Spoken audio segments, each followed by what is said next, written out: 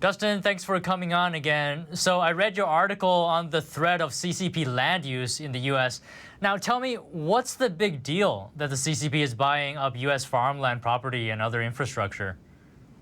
Yeah, no, I think it's one of those issues that, it's kind of been underneath the radar for a number of years now. But, the USDA has even qualified with the data that we do have, that we know about, that Chinese investment in farmland in the country has gone up by about tenfold in the last 10 years.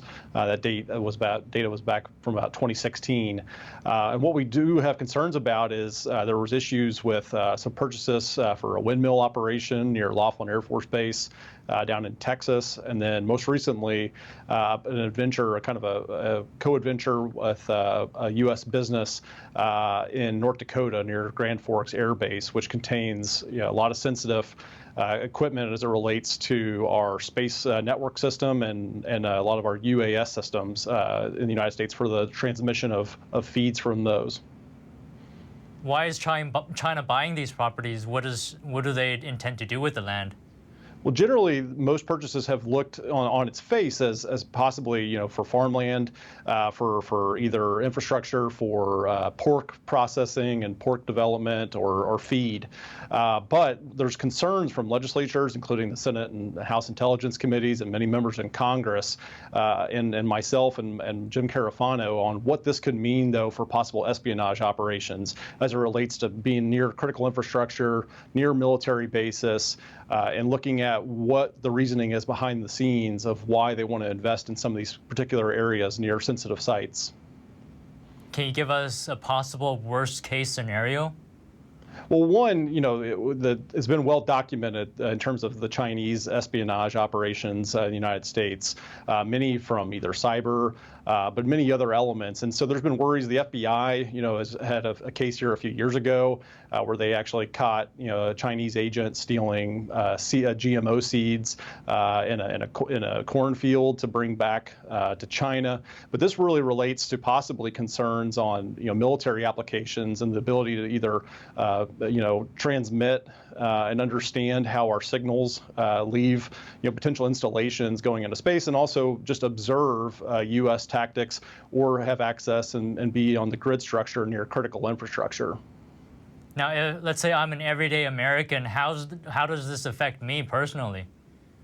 This kind of goes, tenfold across, all these different technology sectors. But farmland and agriculture is a major target of the Chinese Communist Party. They've said that themselves. Biotechnology, the ability to understand and affect food supplies, not only for themselves but more long term. And so one of the things we want to do is make sure that when it comes to especially sensitive sites, but even more long term, what's the Chinese Communist Party's role and understanding of what they want to do with this? And also at the same time, there's little reciprocity for the U.S., for a U.S. consumer or U.S. person to be able to go do the same type of capital investments in China itself.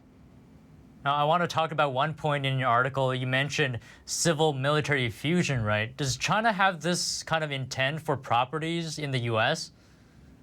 Well, the national security law of China that was recently put in, less than 5 years ago now, regardless of a company or a Chinese person, essentially has to, if the state asks them to comply with an intelligence operation or to turn over their documents or data, they have to do that. And so that's one of the main concerns here as we kind of go forward, is even with these kind of joint adventures at times with U.S. companies or capital investment firms, that those could get quickly mixed into possible applications for military use or for intelligence operations.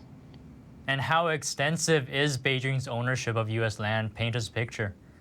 Relatively still small. I mean, in terms of the number of acres comparatively to what's available in the United States, the question really revolves to the extent that now in the last 10 years, you've seen rapid, purchases, like I mentioned earlier, tenfold increases. And the question goes to why, and then especially where. And that's where I think lawmakers are really kind of pointing the fingers of why do you want to have land right near one of our very sensitive installations, Air Force installations that have a lot of space network radar systems, right there in North Dakota or in Texas or in places near critical infrastructure. I think some people might have this question in mind. Just because China is buying the land, should we just automatically assume that they have ulterior motives?